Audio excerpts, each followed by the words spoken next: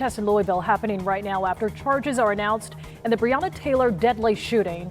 Live pictures show people gathering in downtown Louisville. Police have declared these protests unlawful and have threatened to make more arrests if people do not clear the streets by the 9 p.m. curfew. Now, a grand jury announced earlier today 3 counts of wanton endangerment against a former police officer, now off the force, Brett Henkinson. Those charges could bring up to 5 years in prison for each of the counts. But none of the other officers, the other 2 officers there, were charged at all. Here are the home protests that are underway or preparing to begin in response to what's happening in Louisville. CBS 46's Brittany Miller continues our team coverage in Southwest Atlanta. And Brittany, I just spoke with some sources with APD. They're saying that Atlanta police are in direct contact with Louisville's police command. That's very interesting. We don't see any police officers here at Cleophas Park, but what we do see are dozens of people that are demanding justice in the case of Breonna Taylor. I want to bring you a little bit closer to this group here. They've been meeting for the past hour or so. I myself have counted about 50 people. The organizer, though, is expecting anywhere from 200 to 300.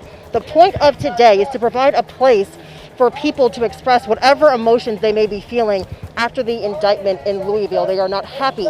They believe that the officers should have faced more charges, that more officers should have been charged in this case, and they don't believe that any of the charges had anything to do with the actual shooting death of Breonna Taylor. So that is why they are meeting right now. Again, I spoke to the organizer earlier today.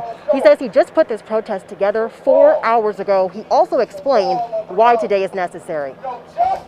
But what happened to Breonna Taylor could have happened to my mother, it could have happened to my sister, it could have happened to my aunt, to any black female, any black woman in my life. And it was just disheartening to know that we've experienced yet another miscarriage of justice.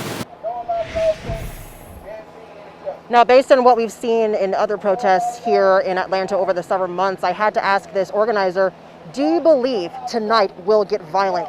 He says he does not condone violence. However, he wouldn't put it past anybody that is out here tonight because he says we can't control people. So, of course, we'll have to wait and see what happens. Keep in mind, there is another protest starting at 7 o'clock downtown at Woodruff Park. We'll have coverage of all of that and more. We are live in Southwest Atlanta. Brittany Miller, CBS 46 News.